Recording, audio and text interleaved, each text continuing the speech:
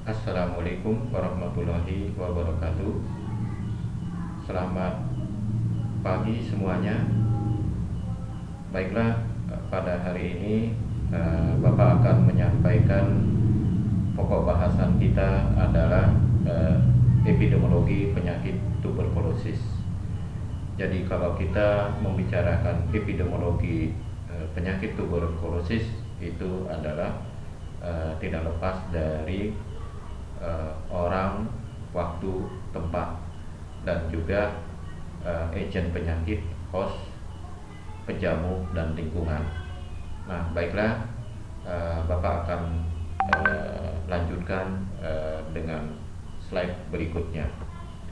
Nah, jadi kalau kita berbicara tentang epidemiologi penyakit tuberkulosis, kita akan berbicara tentang agen dari penyakit. Nah, apa itu agen daripada penyakit tuberkulosis? Di sini ada tiga ya, ada tiga agen dari penyebab penyakit tuberkulosis. Pertama adalah Mycobacterium tuberculosis, yang kita kenal biasanya adalah dengan Bacillus tuberculosis. Dia semacam kuman batang tahan asam yang merupakan penyebab utama TB di dunia. Jadi TBC di dunia. Jadi TBC ini tidak hanya ada di Indonesia, tapi ada semua di belahan dunia, baik itu di India, di Filipina, Malaysia, kemudian di negara-negara maju, Inggris, Amerika, dan lain sebagainya. Jadi penyakit tuberkulosis ini agen itu sama di sebelahan dunia. Yang kemudian agen yang berikutnya adalah Mycobacterium africanum. Jadi kenapa dia disebut Mycobacterium africanum? Karena ini terdapat di Afrika. Jadi agen ini dia terdapat di Afrika. Jadi perbedaan penting satu-satunya adalah bahwa basil ini sering resisten terhadap thiazoxanthone. Yang berikutnya adalah Mycobacterium bovis. Itu dia menginfeksi, seringkali ditularkan kepada manusia, jadi lewat susu ya, lewat susu sapi dan unta. Jadi kalau ada orang yang biasanya minum susu sapi, itu biasanya akan mudah bisa terkena oleh agen pembawa penyakit tuberkulosis melewat susu sapi dan unta. Nah, kalau unta ini kita temui ya, sering kita temui di negara-negara di Arab ya. Kalau di Indonesia jarang kita lihat adanya orang yang melihara unta. Jadi unta ini identik dengan di Arab Saudi. Nah, ini banyak terjadi di negara-negara yang berpenghasilan rendah ya. Jadi Mycobacterium bovis ini terdapat di negara-negara yang berpenghasilan rendah. Nah, berikutnya adalah determinan dari penyakit tuberkulosis ini. Biasanya dia pada usia dan jenis kelamin ya, pada usia dan jenis kelamin. Nah, jadi tidak ada perbedaan ya, tidak ada perbedaan antara laki-laki dan perempuan. Jadi sampai batas umur pubertas. Nah, kemudian bayi dan anak kecil mempunyai daya tahan tubuh yang lemah. Jadi bayi dan anak kecil ini mempunyai daya tahan tubuh yang lemah. Dia infeksi yang berakibat paling fatal, yang rentan mengenai anak usia 2 tahun adalah yang kita kenal dengan namanya adalah TBC miliner atau meningitis ya. Meningitis ini biasanya di sekitar daerah kepala ya, atau di leher sini, yang di ini biasanya sering terkena di daerah dekat leher ini, terutama mengenai pada kelenjar getah bening dan tulang ya. Jadi biasanya dikenal dengan TBC getah bening atau TBC tulang.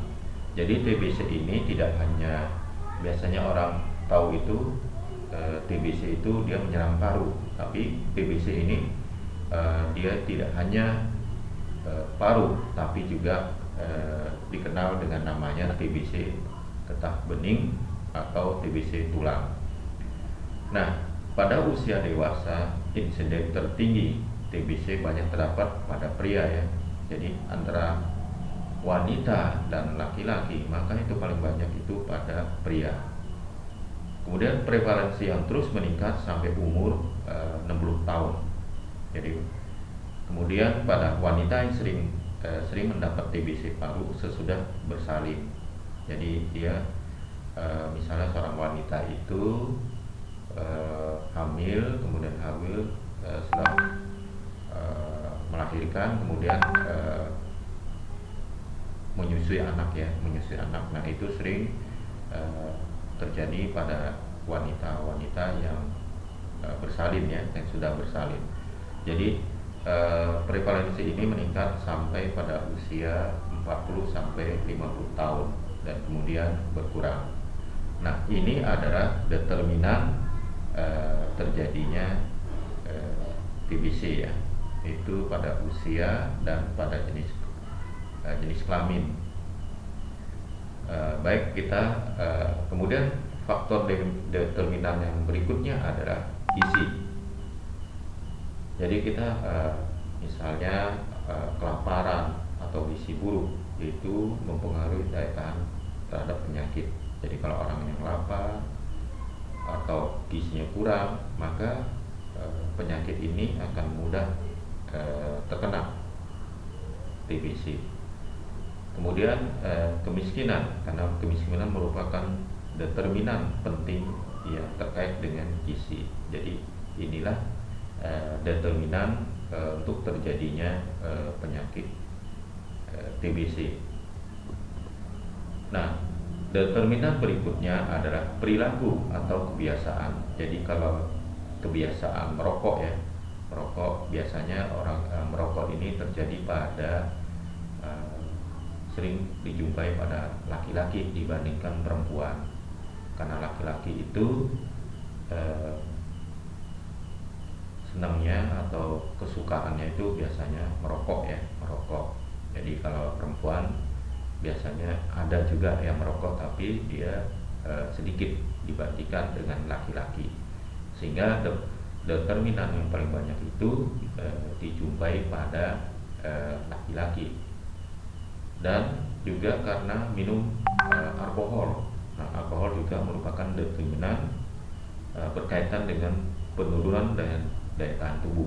Jadi kalau orang yang merokok kemudian minum alkohol, nah ini akan menyebabkan daya tahan tubuhnya itu menurun. Kemudian kebiasaan meminang dan mencium bayi atau anak. Nah, ini kalau kebiasaan meminang atau mencium bayi atau anak juga merupakan salah satu determinan ya, penyebab bisa terjadinya TBC. Kemudian kebiasaan menggunakan sarana makanan yang sama. Misalnya kita minum menggunakan gelas yang sama, atau sendok yang sama, atau piring yang sama, atau mungkin juga handuk yang sama. Nah, itu kalau bisa kita hindari penggunaan ya barang-barang secara bersama. Nah, slide berikutnya adalah determinan yang berikutnya adalah lingkungan. Nah, kalian mungkin sudah mempelajari. Nah, faktor yang paling utama mempengaruhi terjadinya suatu penyakit adalah disebabkan oleh lingkungan. Jadi faktor lingkungan inilah yang paling besar mempengaruhi terjadinya suatu status kesehatan suatu masyarakat. Nah, ini juga akan terjadi pada penyakit tuberkulosis. Nah, lingkungan adalah agregat dari seluruh kondisi lingkungan dan berpengaruh luar yang mempengaruhi kehidupan dan perkembangan bakteri TBC. Jadi merupakan agregat dan pengaruh-pengaruh luar yang mempengaruhi kehidupan dan berkembang bakteri TBC. Nah, di dalam lingkungan ini kita kenal juga namanya lingkungan non fisik. Non fisik itu yaitu kemiskinan. Itu keadaan ini berkaitan dengan misalnya perumahan yang terlampau padat. Misalnya dalam satu rumah dihuni tanpa melihat luas tempat dengan jumlah yang menempati. Nah, keadaan ini juga akan mempengaruhi merupakan faktor determinan terjadinya suatu penyakit TBC. Kondisi lingkungan kerja yang memburuk akan menurunkan daya tahan tubuh dan memudahkan terjadinya infeksi. Nah, inilah adalah determinan yang menyebabkan terjadinya TBC. Nah, sekarang kita akan membicarakan setelah tadi Bapak sudah menyampaikan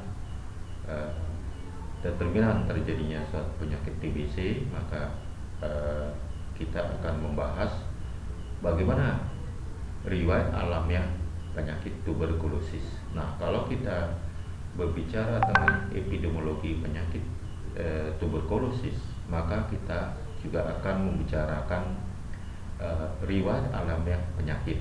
Nah, kalau kita membicarakan tentang riwayat alamiah penyakit, nah kita akan kita akan membicarakan bagaimana tahap prepatogenesa. Nah, yang merupakan tahap prepatogenesa dari penyakit tuberkulosis itu kita akan lihat. Nah, tempat masuk ke kuman Mycobacterium tuberculosis itu apa? Jadi tempat masuk kuman Mycobacterium tuberculosis adalah saluran pernapasan dan saluran pencernaan. Jadi saluran pernapasan itu adalah lewat hidung. Jadi semua makhluk hidup di dunia ini pasti memerlukan udara, memerlukan pernapasan. Pernapasan itu adalah lewat hidung. Jadi akan dikeluarkan lewat hidung ini. Kemudian saluran pencernaan. Saluran pencernaan ini adalah tempat di mana makanan dicerna ya. Makanan dicerna di dalam pencernaan ini. Inilah merupakan tempat masuknya Mycobacterium tuberculosis. Nah, kebanyakan infeksi tuberkulosis terjadi melalui udara. Jadi melalui udara atau yang kita kenal dengan airborne, yaitu melalui inhalasi droplet ya. Jadi kalau orang TBC itu biasanya misalnya yang kita khawatirkan itu batuk ya. Batuk itu mengandung droplet ya, sehingga bisa menular ya, bisa menular kepada orang yang berada di sekitarnya tersebut. Nah, jadi basil atau tuberkulosis yang berasal dari orang yang terinfeksi tersebut batuk mengandung droplet tersebut ya, melalui lewat pernapasan ya. Nah, yang berikutnya adalah saluran pencernaan, merupakan tempat masuknya kuman Mycobacterium bovine yang penyebaran melalui susu yang terkontaminasi. Jadi melalui susu yang terkontaminasi itu misalnya dari susu sapi atau susu unta yang tidak disterilkan atau tidak jadi susu yang tidak melalui proses sterilisasi. Jadi untuk itu kita jangan coba-coba ya, jangan coba-coba untuk minum susu sapi atau unta tanpa ada melalui proses sterilisasi. Biasanya kalau susu itu disterilisasi pada suhu tertentu agar agent dari Mycobacterium bovis ini dia mati, sehingga tidak bisa menularkan kepada tidak menjadi agent menyebabkan tuberkulosis pada manusia. Berikutnya adalah bagaimana cara penularan. Cara penularan kita kenal bahwa tuberkulosis ini cara penularan itu bisa langsung ya, bisa langsung itu melalui droplet. Droplet itu dikeluarkan melalui batuk ya, batuk berdahak sehingga dropletnya keluar. Untuk itu supaya tidak terjadi ini, maka orang yang batuk ya, orang yang batuk itu sebaiknya tutup mulut ya, tutup mulut atau jangan di depan orang-orang, atau kalau bisa di tempat yang tidak ada bisa droplet ini bisa kena orang. Jadi kalau bisa batuk ditutup mulut atau pakai selampe. Nah, melalui droplet secara langsung tersebut, sputum manusia adalah jadi sputum itu adalah batuk ya, batuk tadi mengeluarkan sputum. Sputum manusia ini adalah sumber penularan yang paling penting. Sputum, kemudian batuk ya, batuk jadi berbicara dan meludah, memproduksi percikan yang sangat kecil yang berisi bakteri TBC yang melayang-layang, jadi batuk.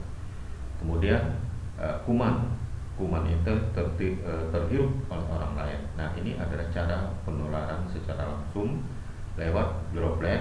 Itu droplet ini akan menghasilkan sputum, akan lewat batuk, droplet ini lewat batuk, kemudian dari batuk ini kuman itu keluar, terhirup oleh orang-orang yang ada di sekitarnya. Nah, kemudian cara penularan yang kita kenal bahwa TBC ini ditularkan baik secara langsung maupun tidak langsung. Nah, kalau tidak langsung itu yang kita kenal dengan airborne, artinya penyebaran bakteri secara aerosol ke media ya, yang sesuai misalnya jatuh ke tanah atau tempat lembab ya, menjadi berkembang biakan ketika kering, terbawa angin dan dihirup oleh manusia. Nah, ini secara tidak langsung. Kemudian melalui makanan atau minuman. Minuman itu ya tadi yang Bapak sudah sebutkan tadi adalah melalui susu ya, atau milk-borne disease. Nah, susu yang belum dipasteurisasi terdapat pada susu sapi dan unta. Untuk itu, maka susu baik susu itu dari susu sapi maupun susu unta harus dipasteurisasi pada suhu tertentu agar agent dari tuberkulosis ini mati, sehingga tidak bisa menjadi agent bagi manusia. Nah, kemudian kita kenal bahwa reservoir atau sumber penularan itu bisa lewat manusia, yaitu dari orang yang terinfeksi. Untuk tahu ini bahwa orang itu terinfeksi ini kita lakukan dengan namanya adalah tes tuberkulin positif. Kemudian melalui binatang ya. Jadi tadi sumber penularan itu ada dua. Pertama adalah manusia yang terinfeksi. Yang kedua adalah melalui binatang. Binatang itu adalah susu dari sapi atau susu dari unta yang terinfeksi karena tidak melalui pasteurisasi pada suhu tertentu yang dikenal dengan Mycobacterium bovis. Nah, selanjutnya adalah tadi kita membicarakan tentang tahap prepatogenesa. Nah, sekarang setelah tahap prepatogenesa, maka kita akan memasuki namanya tahap patogenesis. Nah, kalau pada tahap patogenesis ini, tuberkulosis adalah penyakit yang dikendalikan oleh respon imunitas. Respon imunitas ini yang dikenal dengan kekebalan ya, kekebalan tubuh seseorang ya. Kalau dia kebal atau daya tahan tubuh yang kuat, maka dia tidak akan terserang oleh agen pembawa penyakit tuberkulosis tersebut. Nah, pada tahap patogenesis ini, basil tuberkulosis mencapai permukaan alveolus melalui inhalasi. Alveolus itu adalah di daerah sekitar jantung ya, di sekitar paru-paru ya, sekitar alveolus ini ya, melalui inhalasi. Nah, setelah berada di dalam ruang alveolus biasanya di bagian bawah lobus ya, atas, atau di bagian atas lobus bawah. Nah, basil tuberkulosis akan membangkitkan reaksi peradangan. Nah, kemudian reaksi ini biasanya membutuhkan waktu 10 sampai 20 hari masa inkubasi ya. Jadi dia membutuhkan waktu untuk inkubasi ya, 10 sampai 20 hari. Nah, pada masa patogenesis ini juga reaksi peradangan ini ditandai dengan demam, berkeringat dingin di malam hari, batuk produktif, lebih dari batuknya produktif ya, batuknya secara terus menerus ya, lebih dari 3 minggu. Kemudian kita lihat daya tahan tubuhnya juga menurun ya, biasanya mudah lelah, capek dan lain sebagainya. Kemudian sakit dada atau batuk berdahak. Nah, ini adalah orang tersebut sudah berada pada tahap patogenesis, ditandai oleh reaksi-reaksi peradangan ini. Nah, ini lanjutannya, lanjutan di fase akhir patogenesis. Nah, pada fase akhir ini, jika tidak dilakukan pengobatan yang adekuat ya, akan menyebabkan komplikasi yang kita kenal dengan TBC miliner, TBC abdomen, TBC getah bening, TBC tulang, resisten terhadap obat, bahkan bisa menimbulkan kematian ya. Itu pada fase akhir ini. Jadi pada fase akhir ini dia bisa TBC ini bisa menyerang TBC miliner, yang tadi, yang jenis-jenis yang tadi Bapak sebutkan tadi. Nah, bagaimana kita setelah kita mempelajari tentang tahap dari riwayat alamiah dari penyakit tuberkulosis, nah bagaimana kita bisa melakukan tingkat pencegahan? Nah, tingkat pencegahan primer di sini adalah primer. Primer itu artinya yang pertama, pencegahan yang pertama harus kita lakukan. Pertama adalah kita melakukan promosi. Promosi itu kita memberikan edukasi ya, edukasi dan perlindungan spesifik, peningkatan kesehatan. Promosi itu artinya peningkatan kesehatan atau perlindungan spesifik melalui pertama pasteurisasi pada susu. Jadi susu sapi maupun susu unta, nah, adanya dipasteurisasi pada suhu yang sudah ditentukan. Kemudian kita melakukan perbaikan ventilasi dan sanitasi lingkungan. Nah, misalnya kalian tinggal di rumah, jadi misalnya di rumahnya belum ada ventilasi yang kelihatan memadai, atau di rumahnya tidak ada lubang ventilasi atau jarang membuka jendela, nah sebaiknya pada pagi hari di jendelanya dibuka agar sinar matahari masuk sehingga kuman-kuman agent dari penyebab tuberkulosis ini bisa mati.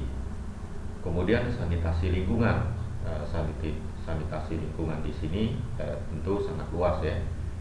Mungkin kalian sudah mempelajari apa yang dinamakan dengan sanitasi lingkungan ya. Sanitasi lingkungan misalnya kebiasaan bersih ya, bersih baik itu halaman atau di dalam rumah dan lain sebagainya ya. Nah, kemudian nutrisi yang adekuat sesuai dengan tingkat pertumbuhan. Nutrisi yang adekuat di sini adalah makan yang pas sehat, 5 sempurna. Jadi makanan yang mengandung gizi, mengandung sayur-sayuran, buah-buahan, agar kita bisa meningkatkan pertumbuhan kita. Kemudian adalah pemberian imunisasi atau BCG. Jadi imunisasi ini misal pada nanti suatu saat kalian misalnya sudah selesai dari pendidikan di sini, mungkin nantinya suatu saat kan akan berkeluarga. Nah, berkeluarga akan punya anak. Nah, untuk itu usahakan anak-anaknya mengikuti program imunisasi yang dijalankan oleh pemerintah. Itu baik salah satunya adalah BCG. BCG ini adalah untuk mencegah tuberkulosis ya. Tentunya program imunisasi yang lain pun masih banyak ya, vaksin yang lain, imunisasi yang lain. Kemudian adalah pendidikan kesehatan. Jadi ajarkan bahwa jangan meludah di sembarang tempat, di sembarang tempat tidak baik dan menjijikan. Nah, ini merupakan dari promosi dan pelindungan spesifik. Kemudian screening kesehatan berkala. Screening kesehatan berkala itu memeriksa kesehatan ya, baik itu jangan pada saat merasakan sakit kita baru pergi berobat. Sebaiknya pada saat kita sehat atau kita sudah mulai memeriksa kesehatan secara berkala. Kemudian medical check up, pemeriksaan torak foto. Nah, berikutnya adalah menghindari tembakau. Tembakau di sini maksudnya adalah jangan menghindari merokok ya, merokok atau minum alkohol. Memang kata orang kalau sudah menjadi kebiasaan, untuk menghilangkan kebiasaan merokok ini agak sulit ya, sulit karena merupakan suatu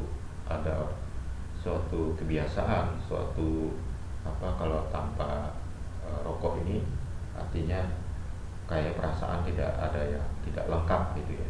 Nah, hal ini membiasakan diri mulai jangan merokok ya, usahakan jangan merokok atau dijauhkan dari merokok dan minuman alkohol.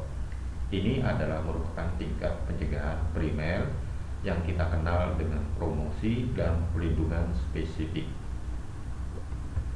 Yang berikutnya adalah sekunder ya, pencegahan sekunder. Pencegahan sekunder di sini adalah kita pemeriksaan kasus sedini mungkin dengan pemeriksaan sputum pada pasien dengan batuk berdahak lebih dari 3 minggu. Nah, ini diharapkan jika ya mudah-mudahan ya kalian tidak mengalami seperti ini. Jika nanti kalian misalnya punya orang tua atau punya adik atau punya anak, jika ditemui batuk berdahak lebih dari 3 minggu, nah segera periksa sputumnya ke puskesmas yang dikenal dengan, kalau sputum itu adalah kita kenal dengan SPS, sewaktu eh, pagi sewaktu. Nah, jadi ada 3. Nah, kita bawa namanya adalah Lidapot ini, kita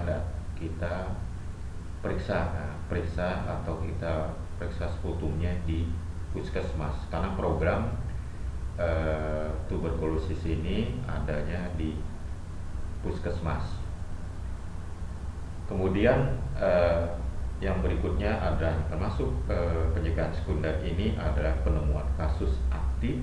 Aktif itu artinya kita mencari, lebih aktif kita menjemput atau mencari orang-orang yang kena TBC. Kalau pasif artinya kita hanya menunggu pasien-pasien yang datang kemudian kita periksa, artinya ini adalah pasif. Aktif dengan mengunjungi rumah-rumah penduduk untuk mengetahui apakah di lingkungan tempat tinggal kita atau di tempat kerja kita, di lingkungan tempat kerja kita bisa tahu penduduk yang terkena TBC dan memeriksakan sputum mereka. Nah, pasti dengan memberikan pengobatan yang adekuat pada pasien TB yang datang ke puskesmas, rumah sakit atau poliklinik. Jadi hanya menunggu pasien yang TB datang memeriksakan dirinya, baik itu di puskesmas, rumah sakit dan poliklinik. Berikutnya adalah pemberian pengobatan atau terapi yang adekuat. Pengobatan itu yang dikenal bahwa TBC ini pengobatan itu 6 bulan ya, 6 bulan dengan paduan obat, kenal adalah kategori 1, kategori 2. Jadi tahap pertama yang kita kenal dengan kategori 1, kemudian sudah selesai dari tahap pertama dilanjutkan dengan tahap berikutnya. Nah, pengobatan TBC ini dikenal dijalani selama 6-8 bulan dengan menggunakan terapi rifampicin dan pyrazinamide. Nah, kemudian termasuk dari pencegahan sekunder ini adalah cek sputum ya, cek sputum, ronsen torak, tes tuberkulit. Nah, kemudian tentunya di rumah ini, misalnya kalau ada pasien, ada keluarga kita yang terkena TBC ini, maka di satu keluarga ini kita periksa kontaknya, apakah ada yang kena TBC juga. Nah, kemudian memeriksakan jika sudah ada keluarga yang terkena dari kontak orang yang serumah tersebut, nah memeriksakan keluarga pasien yang potensial infeksi. Kemudian termasuk pencegahan sekunder ini adalah memberikan pendidikan kesehatan pada pasien TB tentang penularan ke orang lain. Nah, ini adalah termasuk dari pencegahan sekunder. Nah, kemudian yang termasuk di dalam pencegahan tarsiel adalah pertama, mempersiapkan mental pasien yang telah sembuh dari TBC, karena orang yang terkena TBC ini biasanya suka merasa dikucilkan, merasa malu karena bekas TBC. Jadi kita harus mempersiapkan mental pasien atau memberikan pengertian atau pendidikan agar mereka tidak merasa dikucilkan, merasa malu. Kita harus memberikan pengertian kepada pasien-pasien yang sudah sembuh dari TBC tersebut. Nah, kebanyakan mereka merasa rendah diri karena banyak orang yang beranggapan bahwa TBC ada penyakit menular yang tidak dapat disembuhkan dan mereka enggan bergaul dengan bekas penyakit TBC. Nah, jadi kita harus menyadarkan orang-orang yang tidak terkena TBC agar bisa mau menerima bekas orang yang terkena TBC. Demikian pula bahwa orang yang kena TBC juga kita harus memberikan memberikan pengertian atau penyuluhan agar mereka juga jangan merasa minder, seperti biasa saja dalam kehidupan ini. Nah, kemudian mengajarkan pasien yang sedang dalam pengobatan untuk tidak menjadi sumber penularan bagi orang lain. Nah, inilah yang termasuk di dalam pencegahan parsial. Baik, kemudian Bapak lanjutkan. Nah, masalah di Indonesia ya, masalah di Indonesia yang sering dijumpai ya. Nah, ini pada waktu tahun 1905 ya, hasil survei kesehatan rumah tangga menunjukkan bahwa penyakit TB merupakan penyebab kematian nomor 3 setelah penyakit kardiovaskuler dan penyakit saluran pernapasan pada semua kelompok usia, dan nomor 1 dari golongan penyakit infeksi. Nah, kira-kira pada menginjak tahun 2020 ini, apakah penyakit TBC ini merupakan penyebab kematian nomor 3? Ini menjadi tugas daripada kalian ya, coba nanti bisa disampaikan ke Bapak. Nah, apakah TBC ini masih menduduki urutan ketiga penyebab kematian setelah kardiovaskuler dan saluran pernapasan? Nah, ini tugas dari kalian untuk mencari apakah masih menduduki posisi nomor 3 penyebab kematian. Nah, kemudian tahun 99 WHO memperkirakan ya, yaitu pada tahun 99 ya, memperkirakan setiap tahun terjadi 583.000 kasus baru TB dengan kematian karena TB sekitar 140.000. Secara kasar diperkirakan bahwa setiap 100.000 penduduk Indonesia terdapat 180 penderita TB paru BT positif. Nah, ini Bapak minta agar kalian bisa mengupdate data yang Bapak sampaikan ini. Nah, kira-kira pada tahun 2020 ini apakah diperkirakan setiap tahun terjadi berapa kasus baru, kemudian terdapat berapa dari setiap 1.000 penduduk itu terdapat berapa penderita baru TB paru BTA positif. Nah, ini Bapak minta agar kalian semuanya bisa mengupdate ya data-data masalah TB di Indonesia. Nah, penyakit TB menyerang sebagian besar kelompok usia kerja produktif. Nah, kemudian kelompok ekonomi lemah dan berpendidikan rendah. Nah, kenapa penyakit TB ini menyerang sebagian besar kelompok usia kerja produktif? Nah, kalau TBC ini menyerang kelompok usia kerja produktif, artinya yang mencari nafkah hidup, mencari pekerjaan adalah dikhawatirkan tidak akan daya mata pencarian buat keluarga akan sangat terganggu nantinya, atau produktivitas kerja di suatu perusahaan akan menurun.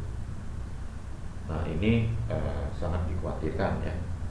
Nah, sampai saat ini program penanggulangan TB dengan strategi DOT belum dapat menjangkau seluruh puskesmas.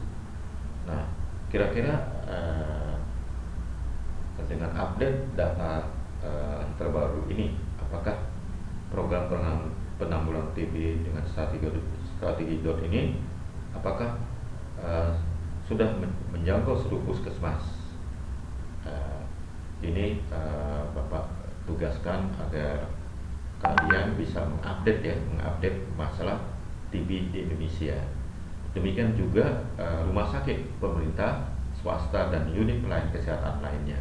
Nah, ini adalah masalah TBC yang kita jumpai di Indonesia. Kemudian perkiraan arti itu annual rate of tuberculosis infection. Jadi ini Bapak masih menggunakan data lama ya, data lama. Jadi pada tahun 95 ya. Nah sekarang sudah berapa tahun? Nah kira-kira apakah arti ini masih 2%? Nah ini tugas, nanti tolong masalah-masalah ini diupdate dan nanti diketik ya, diketik dalam bentuk Word, satu halaman ya, satu halaman, nanti bisa disampaikan ke Bapak ya terkait dengan masalah-masalah tersebut. Ini sengaja Bapak belum update karena supaya menjadi tugas kalian untuk bisa mengupdate masalah-masalah TB, terkait dengan masalah TB ini. Kemudian insiden rate diapus semen positif adalah 105 per 100.000. Nah, kemudian SKRT ya, survei kesehatan rumah tangga. Nah ini sekarang sudah ada survei yang terbaru yang dikeluarkan oleh Litbang. Nah ini juga menjadi tugas ya, tolong diupdate sesuai dengan data-data. Kalau misalnya belum menemui data tahun 2000 Mas bisa 5 tahun ke belakang ya, 5 tahun ke belakang. Nah ini tolong, tugas ini bukan tugas kelompok, tugas individu, dan bisa dikerjakan dan disampaikan ke Bapak melewat email ya, lewat email. Nah kemudian WHO di daerah Yogyakarta 0,6% penduduk positif dalam dahaknya dengan perbedaan prevalensi di kota, di desa masing-masing 0,5% sampai 0,8%. Kemudian masalah yang berikutnya adalah penata laksanaan penderita dan sistem pencatatan pelaporan belum seragam di unit semua pelayanan kesehatan baik pemerintah maupun swasta. Nah, jadi pencatatan dan pelaporan di TB itu dikenal dengan TB 01, TB 02, TB 03, TB 04 dan sampai dengan 13 laporan. Nah ini tugas Bapak tugaskan apa yang maksud dengan pelaporan TB itu. TB 01 itu apa, TB 02 itu apa, untuk apa, TB 03 apa. Tolong nanti dikerjakan individu ya, individu terkait masalah-masalah yang Bapak sebutkan ini, minimal 1 lembar halaman, paling banyak adalah 3 halaman. Jadi Bapak harapkan kalian bisa mengupdate masalah-masalah TB. Selain tadi kita sudah membahas bagaimana epidemiologi daripada penyakit tuberkulosis. Jadi kalau kita membicarakan tentang epidemiologi dari penyakit tuberkulosis, itu tidak lepas dari orang, waktu, dan tempat. Waktu itu orang itu terkait dengan tadi kita sudah membahas kan jenis kelaminnya, siapa, laki-laki atau perempuan, kemudian usianya bagaimana, apa anak-anak atau balita atau usia dewasa atau usia produktif.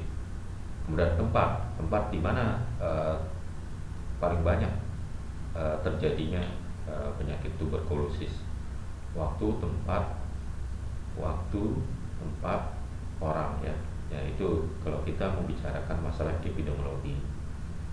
Kemudian kita lanjutkan dengan target nasional P2 TBC. Jadi target, nah ini juga target Bapak sampaikan adalah tahun 2024. Nah ini tolong diupdate ya, tolong diupdate sesuai dengan data tahun 2020 atau minimal 2020 atau 2019. Bagaimana CDR-nya, minimal itu berapa? Kemudian apa itu yang dikatakan angka konversi atau angka kesembuhan atau error rate Nah, ini angka konversi adalah eh, angka perubahan ya dari positif menjadi negatif. Jadi tidak boleh lebih kurang dari 85%. Nah, apa ini dikatakan dengan angka kesembuhan? Angka kesembuhan adalah yaitu orang yang menjalani pengobatan pada selama 6 bulan, kemudian terjadi perubahan dari negatif menjadi positif ya. Eh, Tidak boleh lebih dari, kalau dilihat tanda panah ini ada lebih besar atau sama dengan 80%. Kemudian angka error rate ini adalah angka pemeriksaan ya, pemeriksaan sputum ya, sputum yang dilakukan di puskesmas tidak boleh kurang dari 5%. Artinya kalau lebih dari 5% artinya bahwa ini tidak tercapai targetnya. Nah, ini adalah target nasional P2 tuberkulosis. Nah, ini juga keadaan tahun 2005. Nah, ini Bapak masih menggunakan tahun 2005, tapi CDR baru 51%. Kemudian angka konversi juga kurang dari lebih atau kurang sama dengan 85%. Dan ini adalah keadaan tahun 2005. Nah, kemudian permasalahan utama, bagaimana mencapai angka penemuan kasus 70% sesuai dengan target global dan target nasional. Maksud ini adalah target pada tahun 2020 ya. Sekarang ini sudah masuk pada tahun 2020. Nah, ini ada mungkin cukup dibaca saja ya, cukup dibaca, Bapak sampaikan mungkin sebagai menambah wawasan terkait dengan tuberkulosis ya. Nah, ini CDR mungkin sebagai ini saja ya, cukup dibaca nanti biar bisa tahu bagaimana bahwa program tuberkulosis itu sangat luas ya, sangat luas. Apa saja yang menjadi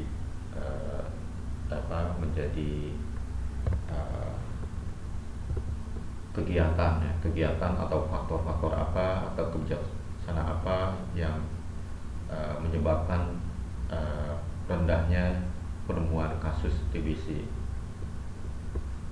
Nah, ini kebutuhan. Nah, ini tidak Bapak tambahkan di sini untuk dibaca ya, untuk dibaca menambah wawasan. Nah, mungkin itu yang bisa Bapak sampaikan pada kesempatan kita di hari ini melalui pembelajaran online terkait dengan pokok bahasan kita tentang epidemiologi penyakit tuberkulosis. Nah, tadi jangan lupa Bapak sudah sampaikan agar masalah-masalah tuberkulosis ini diupdate, kemudian dikerjakan perorangan dan minimal 1 halaman dan maksimal ada 3 halaman, diketik dan disampaikan ke Bapak lewat email. Demikian yang bisa Bapak sampaikan. Terima kasih atas perhatian. Assalamualaikum warahmatullahi wabarakatuh.